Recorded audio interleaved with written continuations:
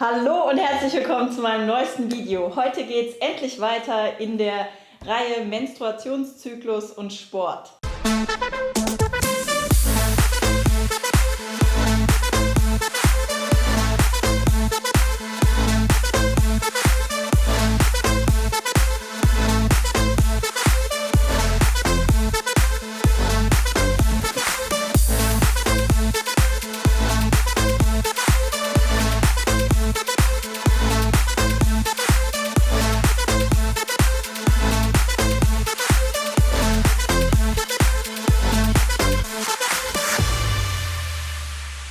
In meinem heutigen Video widme ich mich dem Thema Menstruationszyklus und Training. Es ist ein unglaublich spannendes Feld und ich glaube, dass es da in Zukunft auch noch viel mehr Informationen aus der Wissenschaft geben wird. Bisher ist nicht so viel erforscht, was uns Frauen angeht und wie wir optimalerweise trainieren sollten. Gerade wenn wir unsere Periode haben oder wenn wir uns im Eisprung befinden und so weiter. Und ich habe gedacht, ich teile heute in dem Video mal meine Informationen mit euch, erzähle euch, wie es mir geht und worauf ich mit meinem Trainer Philipp Seib in Bezug auf meinen Zyklus und Training achte. Ich habe häufig die Frage gestellt bekommen, wie das eigentlich bei mir ist, also ob ich zu jeder Zeit in meinem Zyklus performen kann, ob ich meine Wettkämpfe nach meinem Zyklus plane und ja, wie es mir einfach so in Bezug auf mein Training geht.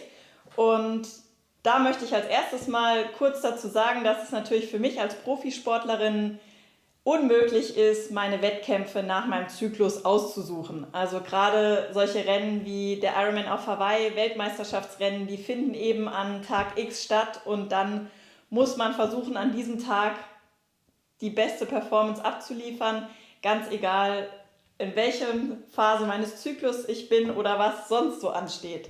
Und ich kann euch sagen, das ist auf jeden Fall auch möglich, aber es gibt auf jeden Fall Tage, an denen es schwieriger fällt, also mir persönlich wirklich Top-Performance zu bringen, aber mit den ein oder anderen Tipps und Tricks kann man sich da auf jeden Fall auch helfen. Da geht es dann vor allem auch viel um Ernährung, da komme ich in meinem nächsten Video dazu. Heute möchte ich euch einfach auch noch mal ein bisschen durch die Phasen einmal durchsprechen mit euch, auf was ihr da achten könnt und wie ich das für mich verwende. Also, ich plane meine Wettkämpfe nicht nach meinem Zyklus, mein Training allerdings schon. Also da gehen wir eigentlich nach dem Motto vor, dass wir versuchen, so viel wie möglich mit meinem Körper und eben auch mit meinem Zyklus zu arbeiten und nicht gegen ihn. In der Vergangenheit, ich habe wirklich einige Sessions im Kopf, wo ich genau weiß, dass ich da eben in der kritischen Zyklusphase war und dass die Session unter Umständen genau nur aus dem Grund nicht so gut lief. Ich dann aber so verzweifelt war und so alles in Frage gestellt habe und so weiter, weil ich schlichtweg einfach nicht wusste, dass es im Zusammenhang stehen kann und ich einfach dachte, jetzt geht plötzlich gar nichts mehr. Der große Unterschied zwischen Männern und Frauen in Bezug auf Training ist vor allem eben unser Zyklus. Bei uns sind die Hormone eben in einem ständigen Auf und Ab und schwanken und bei Männern ist das eigentlich immer alles gleich. Das heißt, für die ist es auf jeden Fall einfacher, jeden Tag Top-Leistung zu bringen, aber auch für uns ist es möglich. Ich habe euch in meinen vorherigen Videos den Zyklus vorgestellt, wie er natürlich optimalerweise funktionieren sollte und ihr könnt euch auch gerne nochmal das Video dazu anschauen, dann wisst ihr genau, über was ich gleich rede. Die erste Zyklushälfte ist primär geprägt durch das Hormon Östrogen, also das hat da seine hohe Phase. Das steigt zum Eisprung, der in der Zyklusmitte stattfindet, an.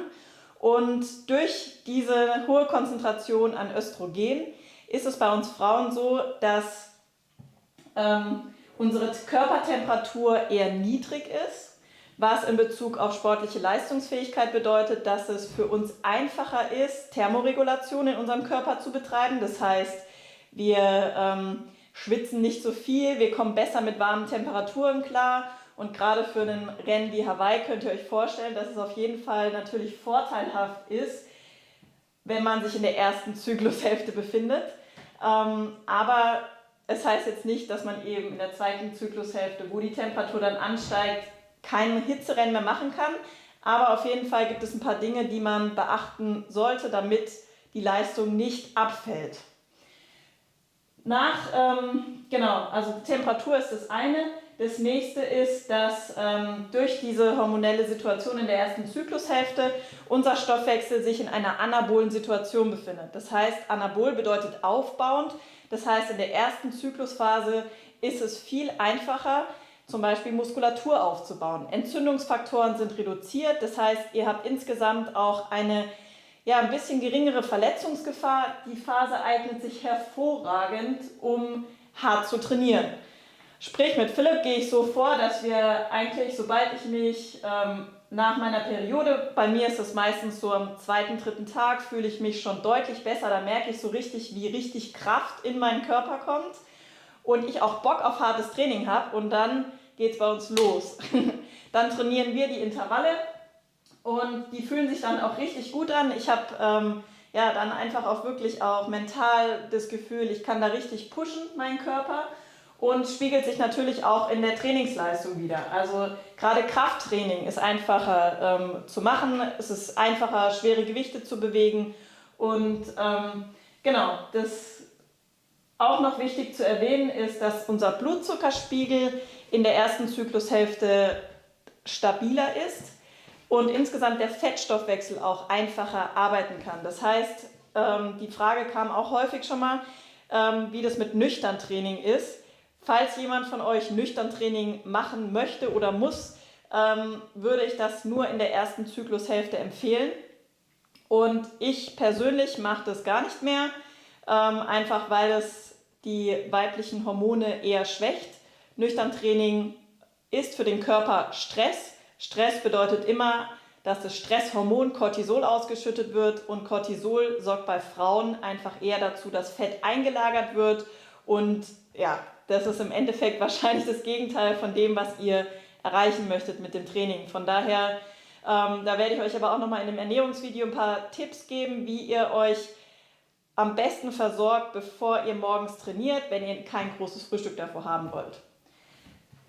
Für mich so ein bisschen die kritische Phase stellt der Eisprung dar, also die Zyklusmitte. Ich habe herausgefunden, dass wenn ich mich eben kurz vor dem Eisprung zu hart belaste oder eben da auch einen Wettkampf habe, dass es dazu führen kann, dass kein Ei springt. Also sprich, dass ihr den Eisprung auslasst und das bringt natürlich den Zyklus durcheinander. Das kann sein, der zieht sich dann ewig in die Länge und man fühlt sich vielleicht auch nicht so gut, man bleibt im Endeffekt auf einer der Phasen irgendwie hängen und es kann dann eben im Endeffekt einen ganzen weiteren Zyklus dauern, bis wieder Ordnung im System ist. Wenn ihr euch in der Zeit allerdings vielen Stressoren aussetzt, kann es natürlich auch länger andauern und ihr verliert dadurch vielleicht so euren Zyklus und eure Periode. Sprich, um den Eisprung herum steigt die Körpertemperatur an. Ich persönlich merke das auch, also mir wird dann deutlich wärmer und ich denke allerdings auch, dass es sehr individuell ist. Das heißt, es gibt Frauen, die fühlen sich da extrem stark, andere haben ein bisschen ein Unterleibsziehen. Ich habe das schon in einem anderen Video erwähnt, dass eben das auch ein Zeichen für einen Eisprung ist, der Mittelschmerz. Und das heißt, in der Phase versuche ich tatsächlich ein bisschen mehr auf mich Acht zu geben. Das heißt nicht, dass ich nicht auch zum Beispiel noch eine intensive Trainingseinheit machen kann, aber ich weiß, dass mit diesem Umsprung auch von der Temperatur und natürlich auch von den Hormonen, weil mit dem Eisprung natürlich dann auch das Hormon Progesteron ansteigt, ich einfach mich besser versorgen muss bei Einheiten, darauf achten muss, dass ich weniger Stressoren ausgesetzt bin und eben eventuell auch im Training mich ein bisschen zurückhalte, keine neuen Bestzeiten aufstelle und vielleicht sogar auch mal eine Einheit ausfallen lasse und mich dafür auf die Couch lege.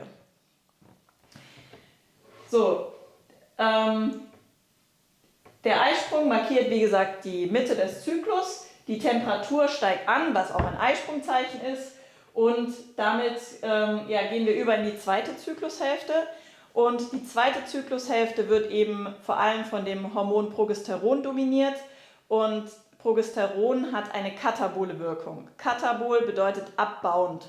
Und darin steckt eigentlich schon dass es in der zweiten Zyklushälfte für uns Frauen schwieriger ist, zum Beispiel Muskulatur aufzubauen. Es ist schwieriger, Thermoregulation zu betreiben. Unser Plasmavolumen sinkt. Entzündungsfaktoren steigen.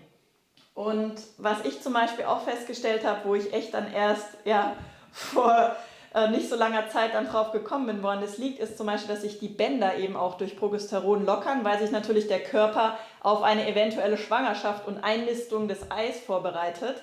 Und dieses Lockern der Bänder, das habe ich echt, also das spüre ich eigentlich wirklich jeden Zyklus, dass mir zum Beispiel mein Sattel plötzlich nicht mehr passt, weil scheinbar mein Becken, keine Ahnung, ein paar Millimeter breiter wird.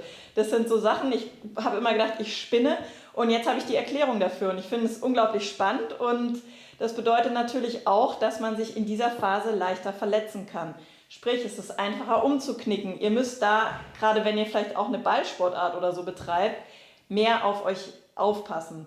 Koordination ist herabgesetzt und vor allem in Bezug auf Krafttraining kann ich euch empfehlen, in dieser Zeit euch wirklich eher ein Stück zurückzuhalten. Das heißt, ich mache das da, dass ich wirklich eher ein bisschen weniger Gewicht benutze und dafür vielleicht ein paar mehr Wiederholungen mache. Und wenn ich die Sessions genau gleich lassen würde, dann ist es bei mir tatsächlich so, dass ich einen Höllenmuskelkater bekommen kann von der gleichen Session, die ich quasi eine Woche vorher gemacht habe, Woche später nur aufgrund von der hormonellen Situation ist es ein komplett anderer Impact für meinen Körper. Das heißt, sowas berücksichtigen wir da und in Bezug auf mein Ausdauertraining verhält es sich eigentlich ebenso. Also wenn wir es uns leisten können, in der Aufbauphase, wenn jetzt eben keine großen Rennen anstehen, dann versuche ich darauf Rücksicht zu nehmen und vor allem in mich reinzuhören. Also ich denke, das Körpergefühl, das Individuelle ist da am wichtigsten.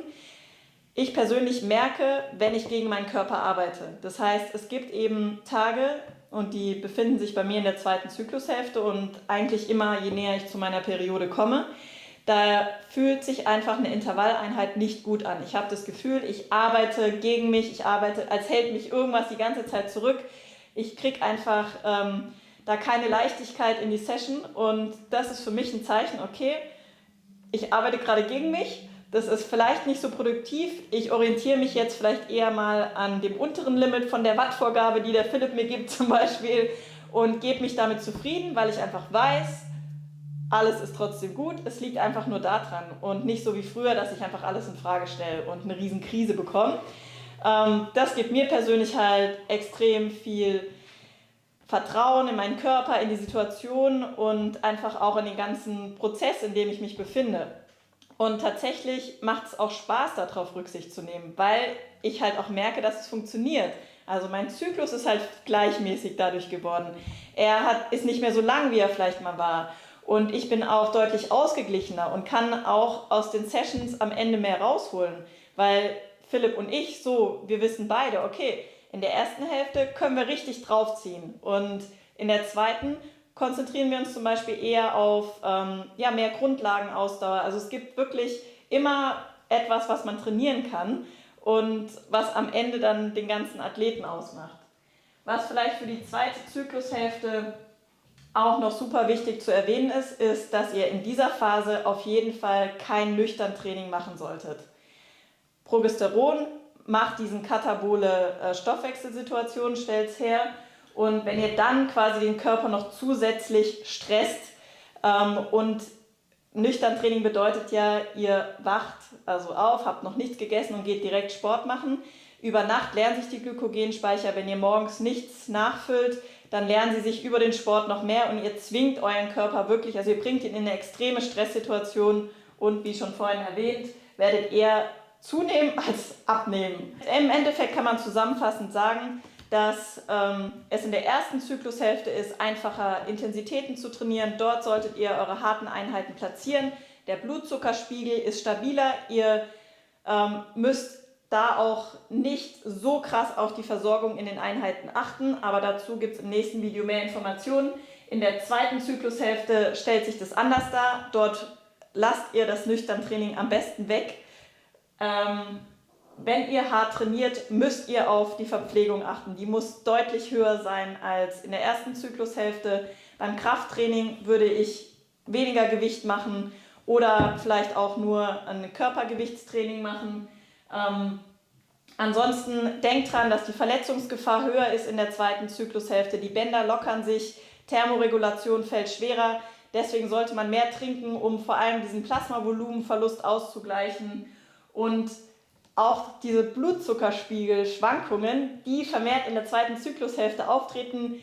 Ihr Mädels, ihr kennt es alle, wenn wir Bock auf Schokolade oder sonstige Dinge bekommen, die haben auch ihren Grund. Man verbraucht mehr Energie in der zweiten Zyklushälfte und deswegen hat der Schokoriegel oder das Eis auch auf jeden Fall seine Daseinsberechtigung. Und wenn ihr das eurem Körper verwehrt, tut ihr euch nichts Gutes. Aber zu diesem Thema und wie wir über Ernährung unseren Zyklus positiv beeinflussen können, möchte ich in meinem nächsten Video nochmal intensiv drauf eingehen. Und an dieser Stelle möchte ich euch auch nochmal darauf hinweisen, dass wir dieses Projekt an den Start bringen, kickasssports.de. Ihr könnt die Website schon mal auschecken, ich verlinke euch die unten. Was genau dahinter steht, werde ich euch auf jeden Fall nochmal in einem separaten Video zeigen. So viel sei schon mal erwähnt, es handelt sich dabei um etwas, was für euch ist. Das heißt, ihr werdet bald die Chance bekommen, bei unter anderem Philipp Seid zu trainieren. Wir werden auf jeden Fall auch ein Programm nur für euch Mädels an den Start bringen, wo wir genau eben die Sachen, die ich gerade erwähnt habe, berücksichtigen möchten. Und ihr könnt euch jetzt schon mal zu unserem Newsletter anmelden. Das könnt ihr auf der Website machen. Und dann werdet ihr informiert, wann es genau losgeht und könnt euch zum Beispiel auch noch für Webinare bei Philipp anmelden. Die Infos packe ich euch nochmal unten rein. Ansonsten hoffe ich, euch hat das Video gefallen. Ihr habt die ein oder andere nützliche Information für euer eigenes Training mitnehmen können und gebt mir gerne einen Daumen nach oben, wenn euch das Video gefallen hat.